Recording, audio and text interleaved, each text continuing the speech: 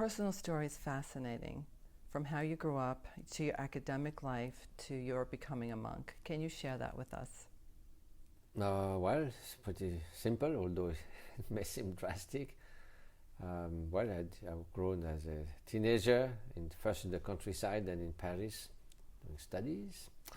Then I started a PhD in cell genetics with François Jacob and Jacques Monod. They were two French Nobel Prize of Medicine.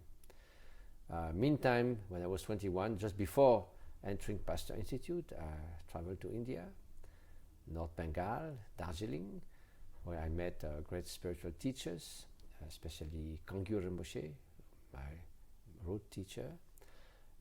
Thanks to having seen a documentary made by someone called Arnaud Desjardins on all the great masters who had fled the communist invasion of Tibet. Mm-hmm. So it inspired me, immensely. So I went back and forth many times, and when I was 26, I decided to move there and study and practice at the feet of my teacher. So for 7 years I never came back.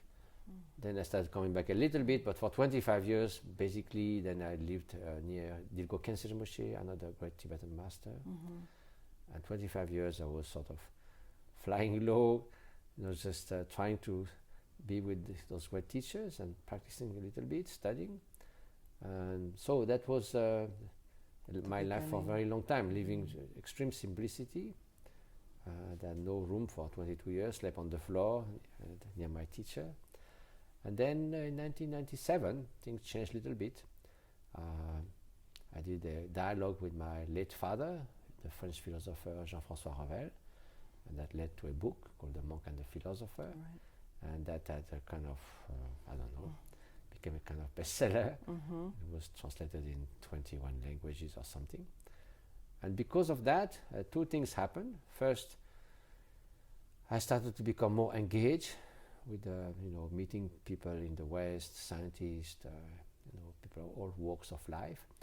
And also, since there were some revenues from those books, which I don't needed, so I used them for the preservation of the Tibetan culture and also for humanitarian projects. So we founded, besides Session Monastery and my other teachers, we founded an association called Karuna Sechen. Karuna means compassion. Mm-hmm. And since then we have developed 140 humanitarian projects. Today we treat 120,000 patients in Asia, in Nepal, Tibet and India. And we have 25,000 children in the school that we built. And recently, after the earthquake, we were able to help 70,000 people, bring them food, ration for half a month, medical help, protection, right, and so forth. Yes. So this, kept me busy. The encounters led to more books, mm-hmm, and so now I'm here, floating around like a feather in the wind. I better go back to my hermitage. Now, was there ever a moment in your life where you felt that you wanted to go back to your old life, the life before you became? I wish I'd left that before even. Really? No, not a second. But I mean, my only question is, why did I come back? Was it the right decision to come back somehow to this kind of?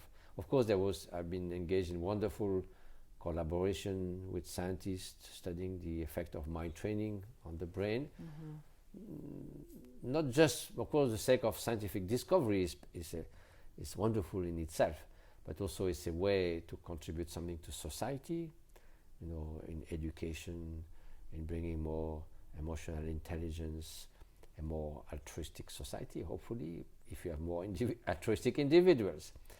And also, sharing the ideas and all the teachings which I received from my teacher, express them in ways that can be acceptable without trying not to denaturate them, but in ways that are more, can get in the ears of scientists, mm-hmm, and basically secular persons.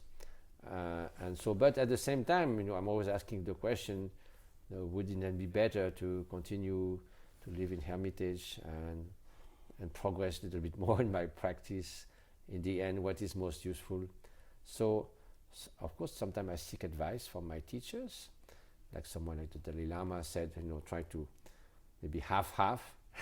I haven't managed half-half so far because I'm more sort of running around, but I think with age I better be a little bit more, come back to my original roots of practicing. But I'm glad I did a little contribution. I did with my good motivation. So now I don't know. Let's see. I mean, I think that's what makes you so approachable, is because you are honest and authentic in how you feel, and I mean, because we hope to be, but those are things that we can all relate to. So it's a beautiful thing. Thank you.